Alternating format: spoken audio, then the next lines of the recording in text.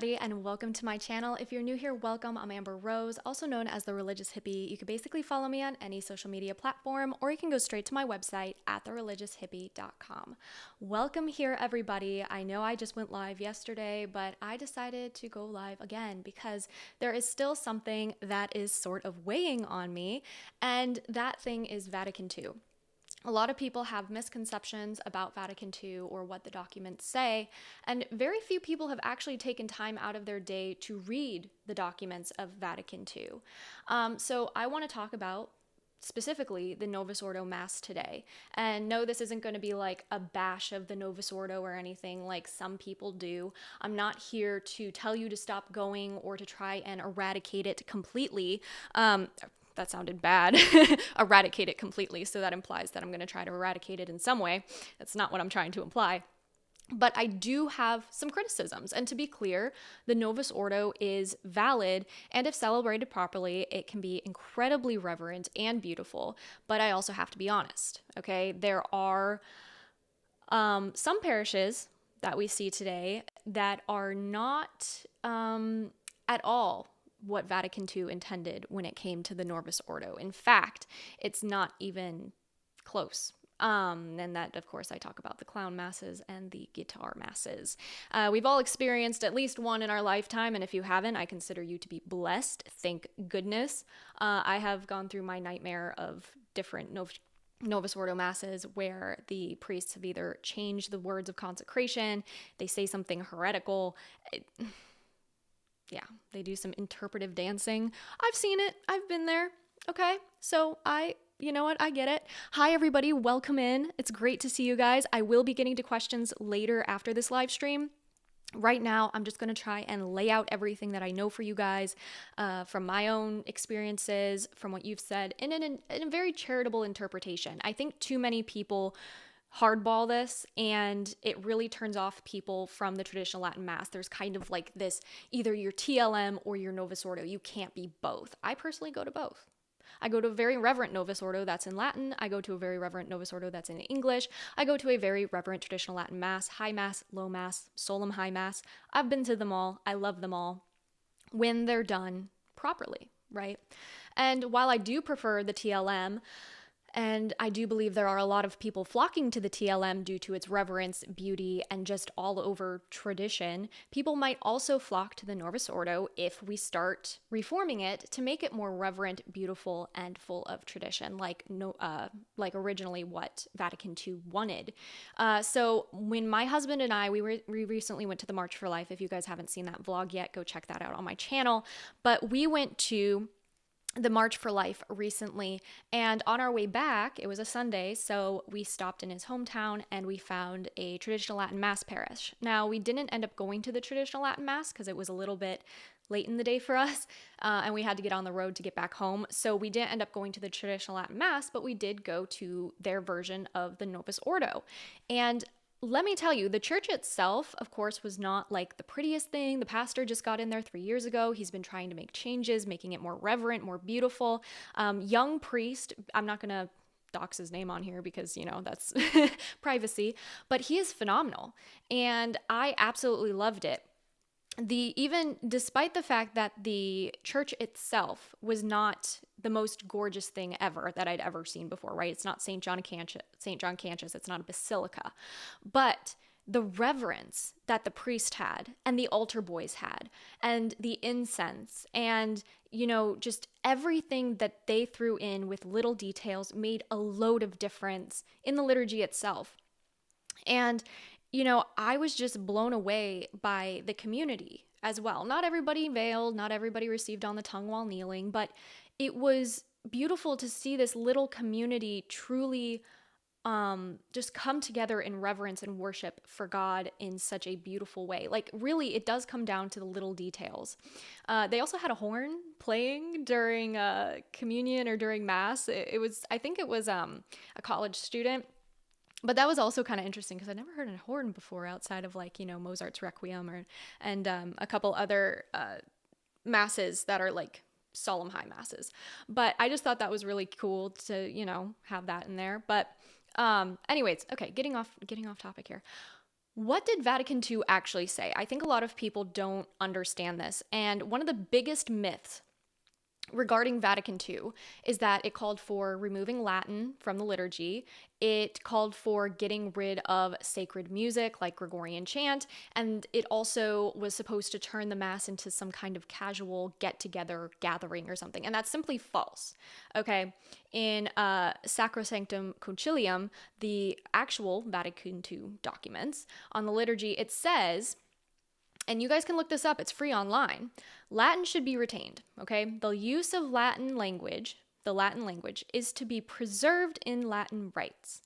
It also states that the church acknowledges Gregorian chant as specifically suited to the Roman liturgy. Therefore, other things being equal, it should be given pride of place in liturgical services. It was never called to be taken out. And then this is a huge one as well. Regulation of the sacred liturgy depends solely on the authority of the church. Therefore, no other person, not even a priest, may add, remove, or change anything in the liturgy on his own authority. And yet, so many people have. So how did we get from what Vatican II was originally about to the clown masses, the rock bands in the sanctuary, and the irreverent liturgies that honestly, it just kind of feels more like entertainment than worship these days. It kind of feels like a Protestant service. And I can't deny it, like they're out there. All right, I go to a very reverent Novus Ordo, but I know I'm one of the lucky few that gets to go to a reverent Novus Ordo. Another thing that Vatican II didn't say is that it didn't say the priest had to face the people. Actually, it never required it. And I believe that it's called the GIRM, which stands for the General Instruction of the Roman Missal, states that ad orientem, which is facing away from the people, is supposed to be still there. Like they never took that out. And people argue around like page 299 of the Roman Missal kind of thing. And they debated about whether or not that specific page talks about facing the people, but it doesn't. Like it's never been explicitly, ad orientem has never been explicitly forbade in any way. And of course, the removal of altar rails, kneeling and receiving communion on the tongue and all that. Vatican II did not call for these changes. They did not. And if you read the actual documents, you will see that they did not call for these changes. The practice of communion in the hand was actually introduced later through an indult, which is called basically just a special permission you get from your bishop. But it was not a mandated norm and shouldn't be a mandated norm. I kind of talked about that yesterday in my other live stream about stuff that bothers me. But unfortunately, despite that it is an indult, it's something that only specific people should have a permission to do or to receive. Unfortunately, people still did it anyways, illegally, might I add. It was not legal. And how they got away with it is beyond me, how their bishop, cardinal, etc. got away with it. And unfortunately, I love our leaders. I pray for our leaders, but some of our leaders are very weak.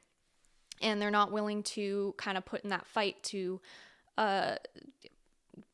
preserve tradition, I guess is the right term. So for me, where things went wrong is after Vatican II, there was this massive push to modernize the liturgy, mainly by Archbishop Bugini. If you guys are familiar with him, you guys know what I'm talking about. But also the modernist culture, right? When Vatican II was actually being implemented more, this was during the time of the hippies and really trying to break down Christianity and the culture as a whole. But none of that was called for by the actual council, this modernization of the liturgy and stuff like that. The actual council probably would have actually denied it had they known it would have turned into what it is today, which is not the true Vatican II that we have today. But these changes, these modern changes, were made very hastily. They were implemented very hastily, and many parishes embraced the spirit of Vatican II rather than the actual texts of the council. So the spirit of Vatican II is this it's like a well-documented phenomenon where many theologians, clergy, liturgists, just everybody in the church at the time promoted innovations not actually found in the Vatican II documents, but instead they were rather just like kind of justifying these changes in the form of the spirit of Vatican II. So, that obviously led to the basically near total removal of the Latin language, despite the council saying it should be retained. That also led to the loss of sacred music in favor of like folk songs, and then later contemporary Christian music. And I'm sorry, I don't know. I don't care. Honestly, I don't care if you listen to contemporary Christian music outside of Mass. What you do with your own time is your business.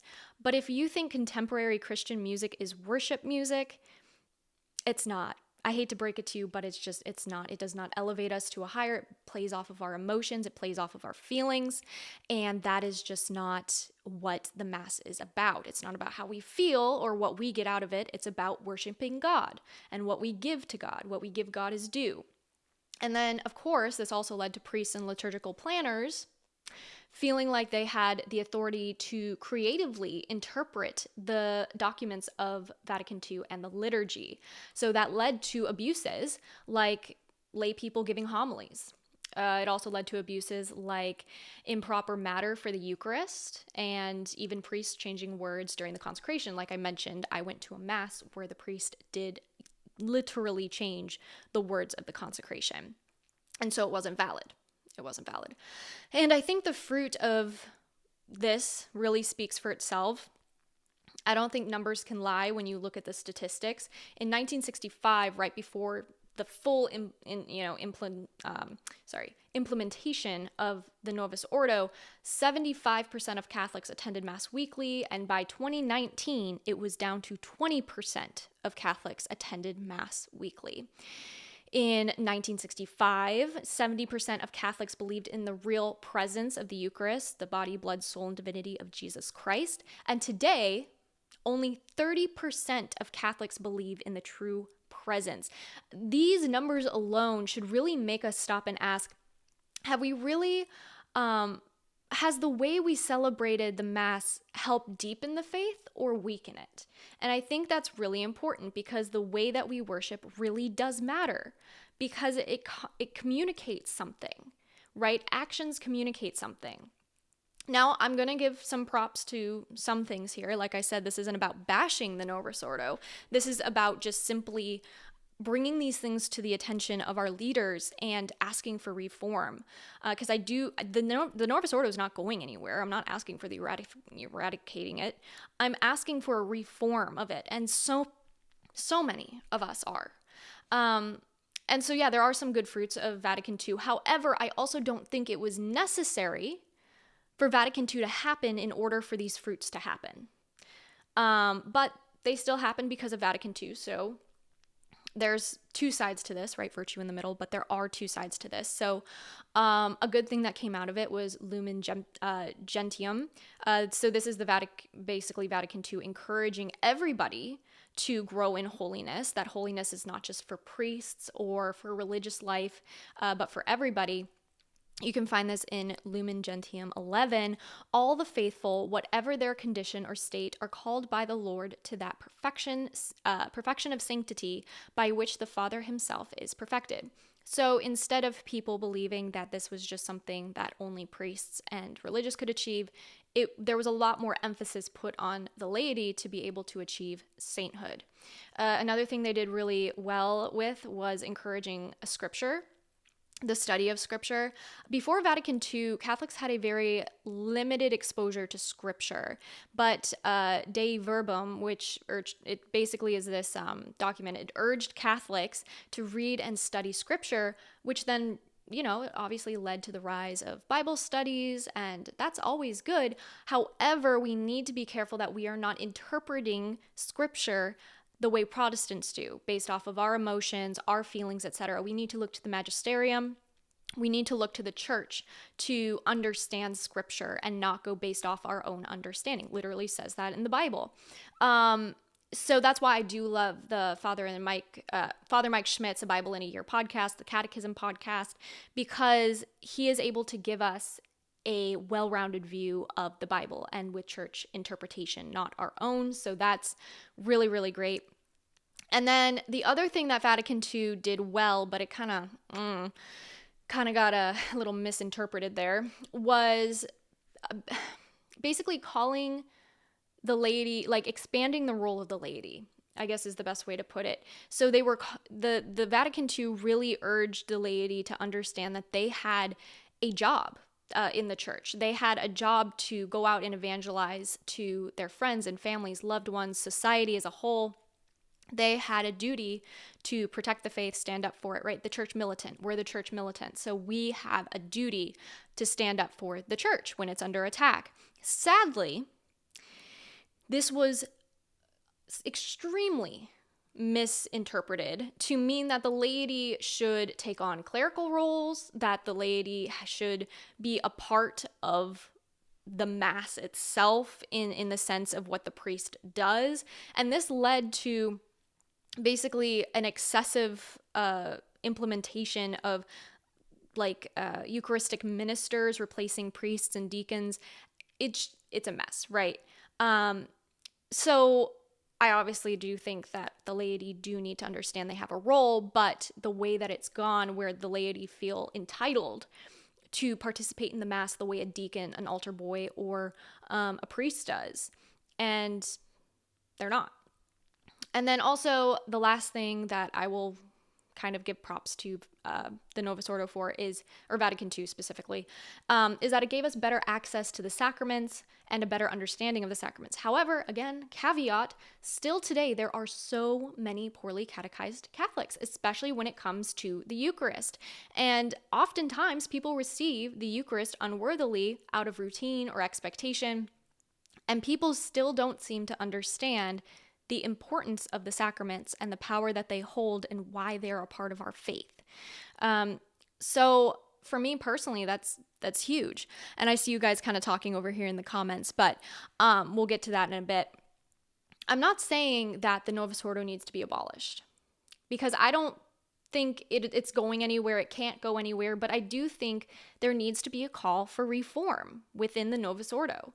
And this isn't just about my personal preference. It's about worshiping God in a manner that is worthy of him. This isn't about me, okay? You guys might think it is, but this isn't about me and my quote unquote preference. It's about drawing people deeper into the mystery of the faith and the Eucharist specifically. And I think there's a huge crisis of faith today, including the decline of mass attendance and a loss in the belief of the Eucharist. I mean, like I said, I stated those statistics, and it's directly linked to how we celebrate the Eucharist and how we celebrate the liturgy as a whole. Pope Benedict XVI said, "The best catechesis on the Eucharist is the Eucharist itself, celebrated well." And I love that quote because it's so true. If we're acting as though that is truly the King of Kings, the Lord of Lords, of course the belief in the Eucharist is going to go up. But unfortunately, because we don't treat him that way, people don't believe. It's really sad to see. If we want thriving parishes, if we want, people to come in and to believe in the presence again, we must return to the true vision of Vatican II rather than distort this distorted, kind of more modernistic interpretation that has prevailed throughout the last couple decades. And no, again, that's not heretical. Vatican II is valid. The Novus Ordo is valid. Now, I prefer the traditional Latin Mass, and that's just how I am. But I'm also not going to stand here and be a set of a contest, all right? First thing we need to do when it comes to restoring the reverence and stuff in the Novus Ordo is we need to restore the centrality of the Eucharist, okay? We need to bring back the traditional posture of receiving communion on the tongue, kneeling, and that's been the norm for over thousands and thousands of years. So we need to bring that back, eradicate the whole communion in the hand thing that leads to so many different abuses and is borderline sacrilegious in many ways, sometimes even being sacrilegious.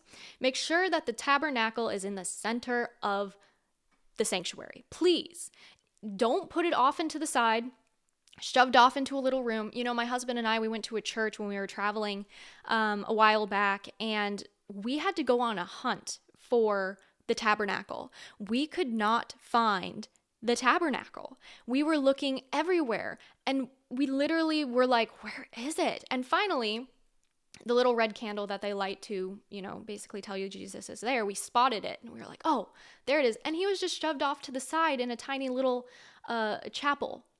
There was no tabernacle on the altar. The pinnacle of our faith was not there. Jesus Christ, who literally is our Lord and Savior, was not there. I mean, he was there, but he wasn't in the center where he should be. We literally had to seek him out. And we spent a few minutes in adoration in front of the Blessed Sacrament, just making reparations for that.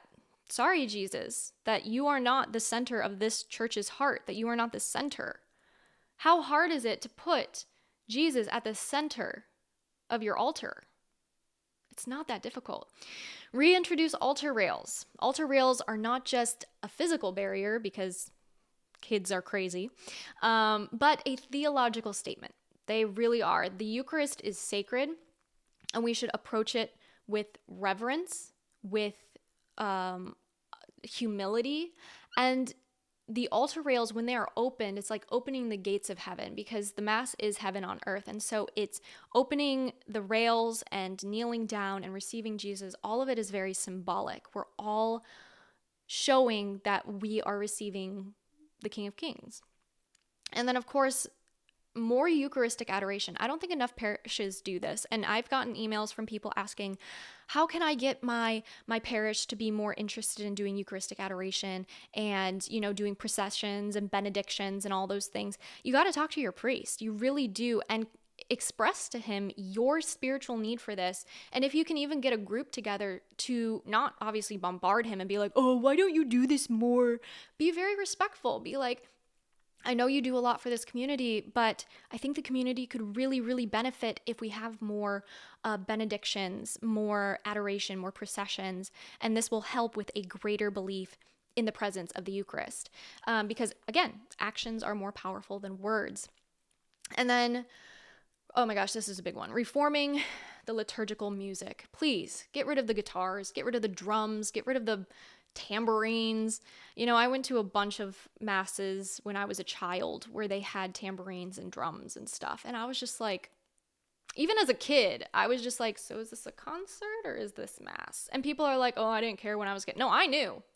I was like, and at this point, I don't think we even started going to the TLM at this point. I was really young, but I knew. I was just like, what is this? I was like, should I be dancing? Because this doesn't really communicate the reverence of the space of where we are. And obviously as a kid, it's not like I'm like, oh yes, this music does not communicate the reverence of the space. I didn't know as a kid, but I still knew it wasn't right. Like it was off. There was something off about it. And so when I actually started kind of, learning more about Catholicism when I came back in, I realized I'm like, yeah, this doesn't really fit. And like, in Sacrosanctum Concilium, it states that Gregorian chant should have a pride of place in the liturgy, but so many parishes have abandoned it and completely replaced it, like I said, with that contemporary music. So we need to get rid of that. I don't care if it's like a woman singing Gregorian chant playing piano. I have tons of friends who do that. Some churches just can't afford a full choir or orchestra. I get it. I'm not asking for a lot. I'm asking for music that reflects the reverence of what is going on. I think we need to restore sacred polyphony, chant, organ music, any of that. It kind of lifts our soul to God because, again, the Mass is heaven on earth and we need the music to reflect that. Otherwise, we're not going to be able to get into, the liturgy.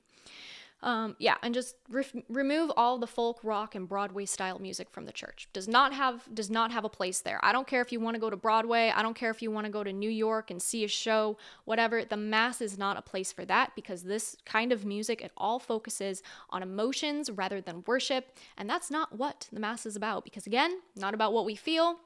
It's about God. And Cardinal Sarah, he said something, let me see if I can find the quote really quick. Yeah, he said, sacred music is not a mere ornament, but an integral part of the liturgy itself. So beautiful music like Gregorian chant or even just regular classical music can bring us closer to that feeling of being in heaven. And again, the Mass is heaven on earth, so the music should reflect that.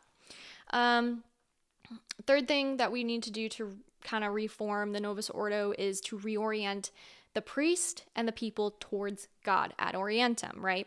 Like I said, so ad orientem is the priest facing east, and this helps us focus on the Mass and God as opposed to the priest and his personality and, anything like that. Pope Benedict XVI called for a mutual enrichment between the traditional Latin Mass and the Novus Ordo. Returning to ad orientem, in my opinion, would be a major step in that direction. He said that wherever possible, we should return to the common direction of prayer towards the Lord. What is the common direction of prayer? Ad orientem, facing east. And personally for me, if there is a leader, I would want them facing the way we're going, not facing back towards me.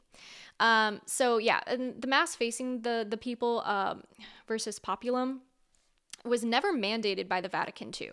By Vatican II. Okay, it was never mandated by Vatican II. It was a later innovation, and it's really odd to kind of see how far it's taken off considering everything in the last few decades. I feel like it wasn't a rule or anything. You can't mandate it, really, but some cardinals have, unfortunately, and we live in a diocese where our cardinal has kind of mandated that for certain churches. And then I want to reform the use of the vernacular. Vernacular's the English, but the language of where you are, basically. It's not Latin. But the Vatican II never meant for Latin to be abandoned, like I talked about earlier. It should be restored in the canon of the Mass and major prayers. It's still the official language of the Church, and it's a universal language. So if you go to Mass in I don't know, France or something, but you're English, at least you would be able to go to France and it would have been a Latin Mass, so you would have still known the Mass because it was in Latin. It's universal, right? And I do think that there is a place, I don't personally like vernacular. I don't like it at all, but I understand if people do. So I think if we introduce Latin next to the vernacular, and many churches are doing this. They do the first part of the Mass in English, and then during consecration, during the canon of the Mass, they do it in Latin. And I think that's a great way to kind of bridge the two, but I definitely think we do need to reintroduce Latin. Even the Reverend Novus Ordo can really benefit from Latin. I know a lot of people are like, oh, but I don't understand Latin, or da-da-da-da. Just let it wash over you. Just don't freak out. Don't be crazy. All right. We all have a little crazy in us, but just don't be crazy. I personally think Latin is better, like I said, but I understand if there needs to be a bridge between the two. And if people prefer that, I get it. It's fine. Okay. The next thing, I'm very passionate about this one specifically: liturgical vestments and art. So excited for this one. I have photos to go along with this one. I want to bring back traditional, beautiful, vestments, art, architecture, any of that stuff, rather than plain mass-produced polyester robes. Okay. When I saw the vestments for Notre Dame, right here, I was severely disappointed for all the money, all the effort they put in to restore Notre Dame, and these are the vestments they chose. It's so disappointing. And at my parish, there are these ladies who hand make vestments for our priests, and they're the most gorgeous vestments I think I have ever seen in my life. Okay? And it literally, look at those. Look how beautiful those are. And those, not these ones specifically, I don't think, but they have handmade vestments.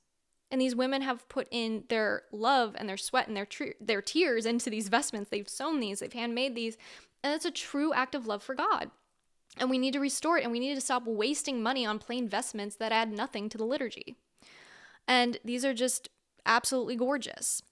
The other thing is restoring sacred artwork, statues, and architecture. I cannot tell you the amount of times I've driven past a Catholic church and I had no idea it was a Catholic church, okay? Some architecture doesn't lift up the soul. just kind of looks sterile, whitewashed designs, and it kind of just feels more like a conference hall, or sometimes my husband says a dentist's office, than a church.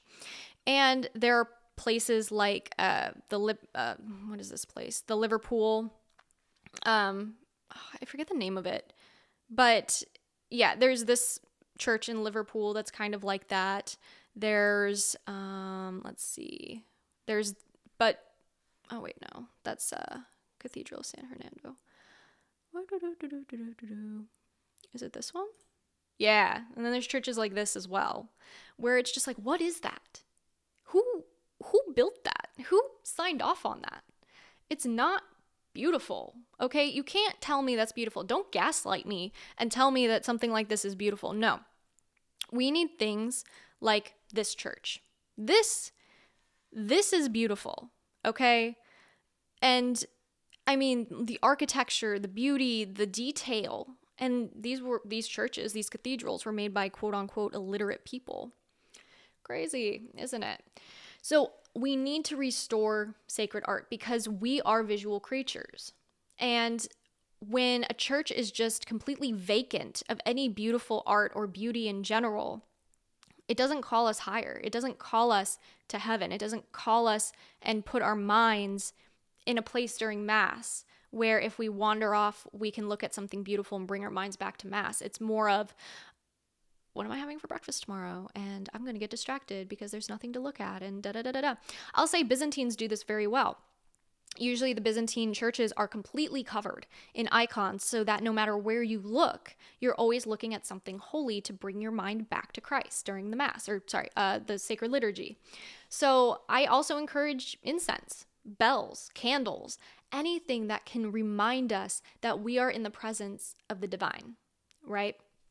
When we were at the, again, that church in my husband's hometown, they had incense, they had bells, they had candles, the vestments, everything was just so beautifully done. And it was Novus Ordo, and it was gorgeous. And my husband and I, we talked to the priest afterwards, and we said, Father, this was just fantastic. The community here is so beautiful. Like, thank you for what you're doing here, because truly this is amazing. And yeah, it was just such an amazing experience to see someone put so much effort and to care so much about the liturgy. And yeah. Okay, moving on. I don't know if this is the last thing I'm going to say. Well, we'll see. The other thing I'm going to say and talk about a little bit here is that we need stronger liturgical discipline, right? Get rid of the clown masses. Get rid of the liturgical dancing, any irreverent improvisation. Cardinals and bishops really need to crack down on this and enforce proper liturgy etiquette.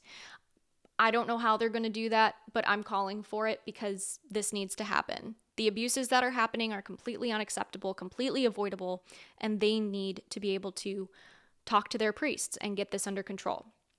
Priests need to be taught the rubrics of the Mass properly. And I know they go to seminary for this and everything, but I do believe that sometimes certain priests get a little bit excited when they're off on their own finally and they're assigned to a church and they decide to make different changes. Or I will say this also, because I can't just put this on the priests, the flock of the priest also influences him quite a lot. And there was a church that I used to go to a lot, and the priest was adopting a TLM from another church that was being shut down. Their TLM was being shut down. And he was receiving death threats, etc., from parishioners, might I add, because he was implementing the traditional Latin Mass. So the parishioners also play a huge role in all of this. But yeah, the priests just need to learn the proper rubrics.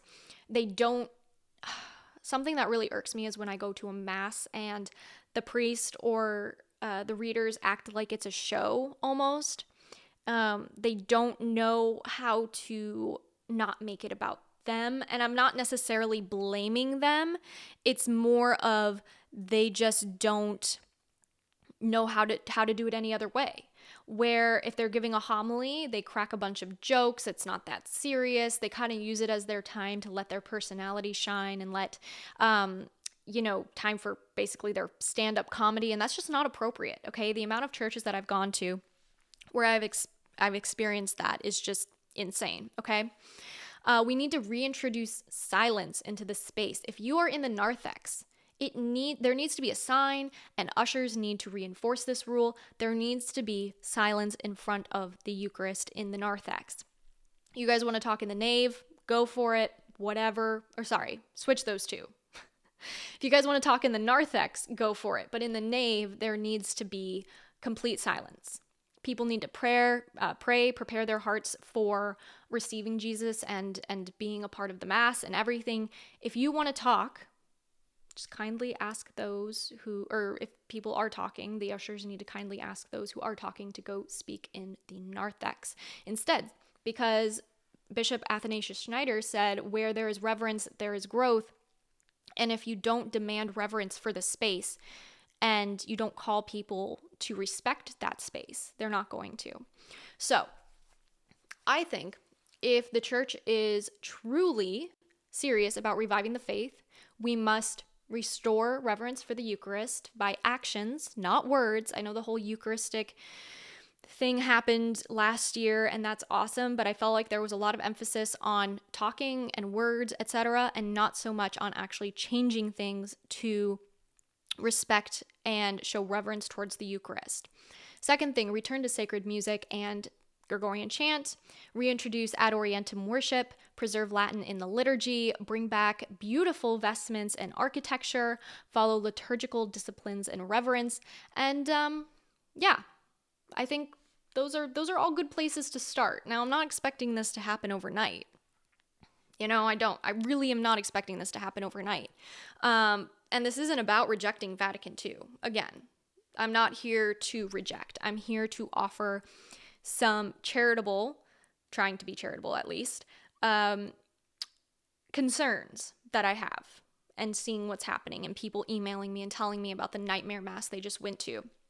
And it's just really about implementing Vatican II correctly, finally, okay?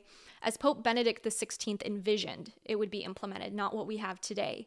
A reverent liturgy draws people to Christ, and it fosters vocations, it strengthens the faith, it makes us stronger. The time for liturgical renewal is now.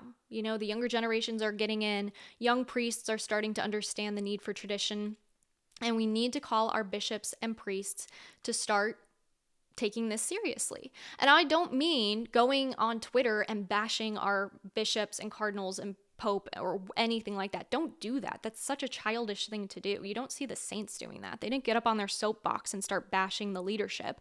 They went to them directly. They wrote them letters, etc. Or they prayed for them and fasted for them. Not or, and or. You should be doing that anyways. But our church leaders need to realize that what is happening in many Novus Ordos is just leading people away from the faith. The guitar masses, etc., that's not what the youth want. It's not what they're hungry for.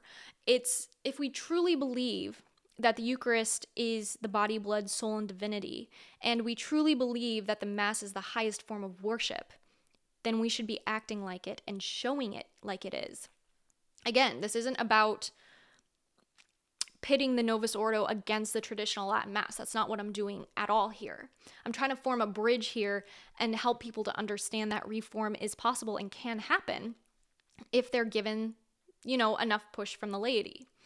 And it's about making sure that all Catholics, in general, regardless of what form they attend, are given a liturgy that is worthy of God. Okay? So we need reverence, we need tradition, and we need to return to what Vatican II actually called for. If you go to the traditional Latin Mass like I do, go to the traditional Latin Mass. But I want to know what you guys think. Have you guys seen Reverent Novus Ordos? Have you guys experienced an awful Mass, an awful Novus Ordo Mass? Do you go to the traditional Latin Mass? Do you think these reform things are good? I want to hear what you guys have to say. So we're going to go over here to the chats. Please be respectful. This isn't, a place to start getting into arguments. I'm trying to foster fruitful conversations about this. I'm not trying to go, oh, this, that, blah, blah, blah, blah, blah. Okay? That's not what this is about. And If you need to just log off, then just log off. All right. So I see that quite a few people, hang on, let's see here. Let's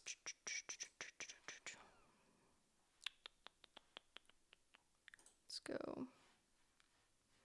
Sorry guys, I gotta open it over here. Perfect. All right. Unfortunately, my bishop has been giving lots of health issues for the past few years. I think he spent like 2 to 3 years in a hospital. Please pray for him. Yes, we will definitely pray for him. It's really sad when our leaders are going through something that's not, they can't really control it. It's really sad.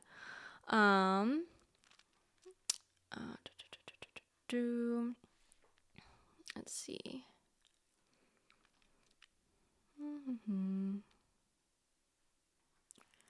Got some. The one thing that bothers me is going to mass and I see people during the service scrolling through their cell phones. So, yeah, that is a huge one. I have seen that as well, and it bothers me to no end. I will say that I don't know how to explain it, but it's like I used to be very I don't really know where I want to go with this topic, because I've talked about this before, about the whole being on your phone thing while being at mass. And I don't care if it's before mass because you're looking up prayers or something like that, or after mass because you're looking up prayers, or I mean, sometimes during mass, if you can't afford a missal and your phone is the only thing you have to follow along with the mass, like, okay, all right, sure. But there is definitely a lot of people out there who will pull out their phones and just start recording the mass, taking photos, etc. And that does bug me to no end, truly. Because the mass is not a photo op. It's not a place for you to start taking photos. No matter how beautiful the liturgy is or whatever, you need to be immersed in the liturgy, not worried about sharing it with the other people who aren't there. You can do it afterwards. You can share the live stream with them. You can take a photo of the altar after mass or before mass starts, but it's just so disrespectful and so distracting when people pull their phones out during mass. And I'm sorry, but it's really annoying because I'm over here trying to pray and Susan from the parish council is in front of me like this with her phone, and I'm just like trying to not get distracted. But again, we're visual creatures, so if something happens in front of us or moves, we naturally just kind of turn towards that. Joe said AirPods at mass also. Yeah, I don't understand why people allow their kids to come in with AirPods. I don't get it. Look, I have definitely used AirPods, not AirPods, I guess. It's not really AirPods. It's, they're just wireless. Okay. They're just like little wireless things, but I have definitely used them because how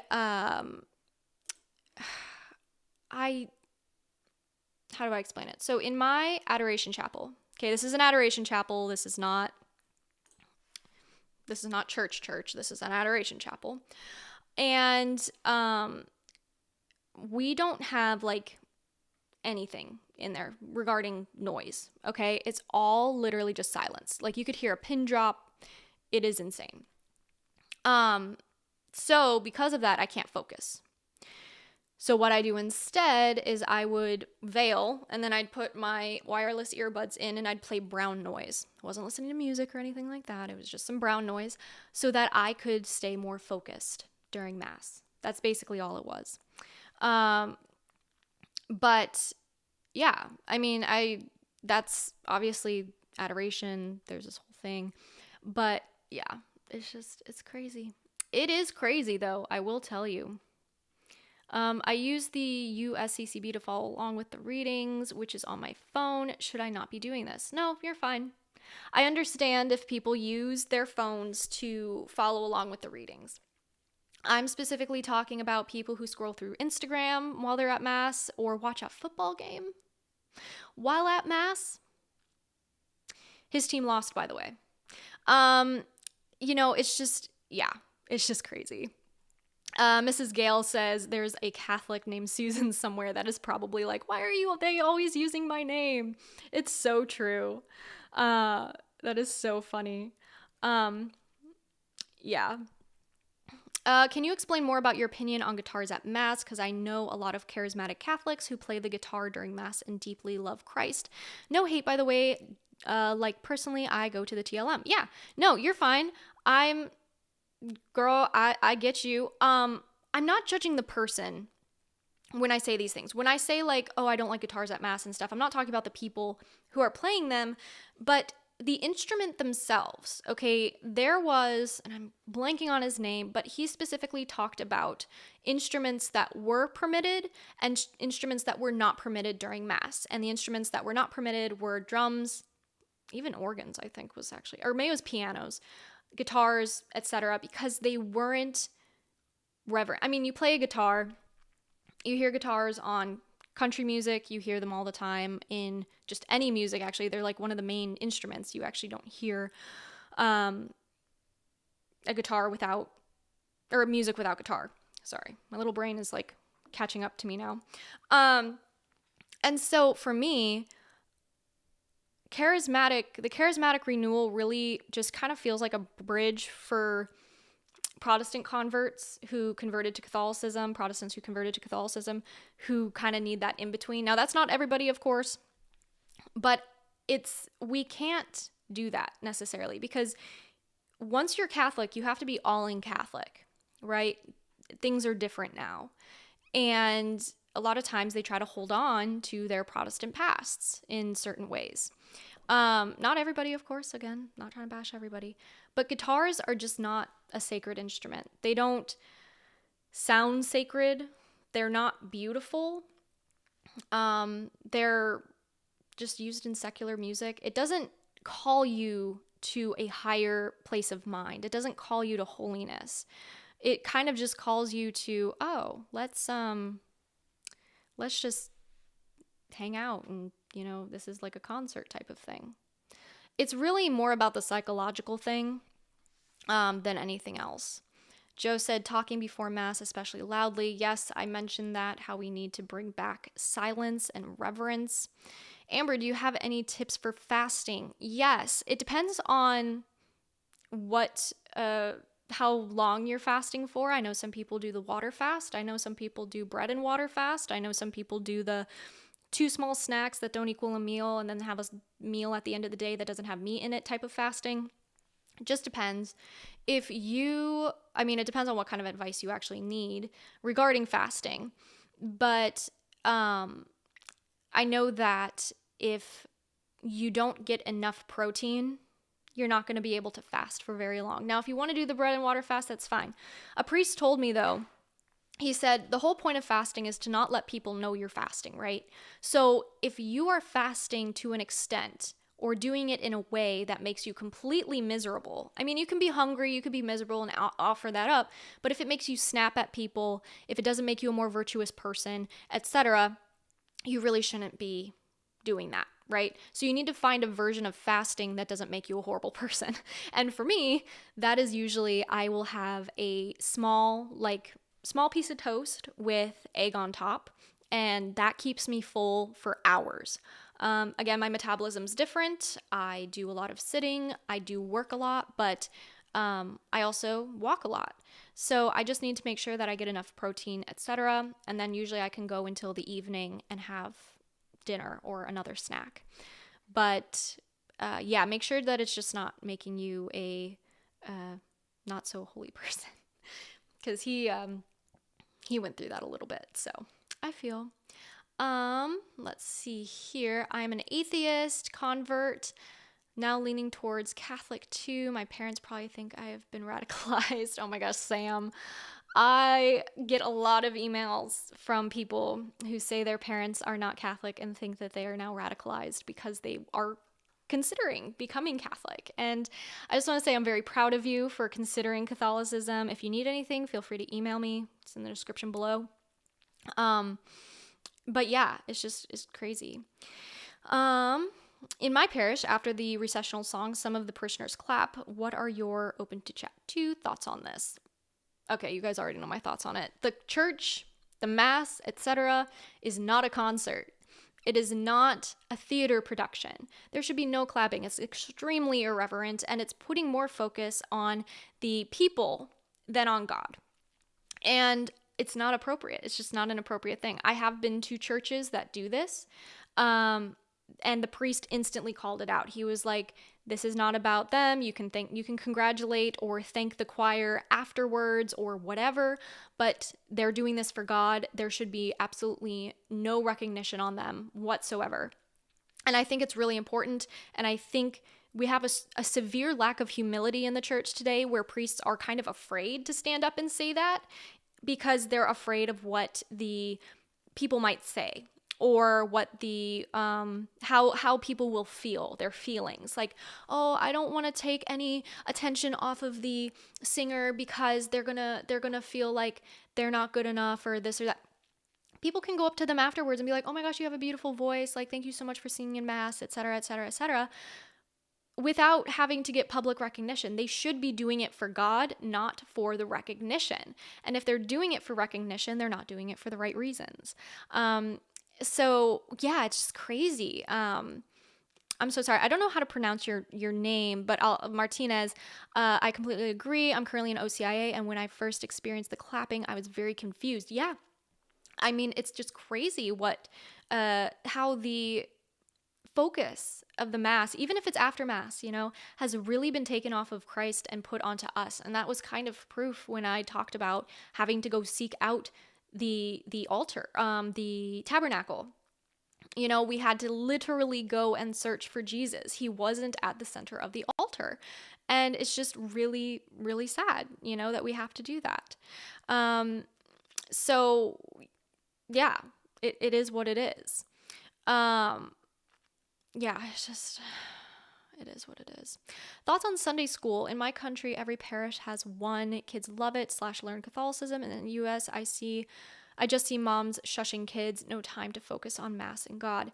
So I have mixed emotions on Sunday school.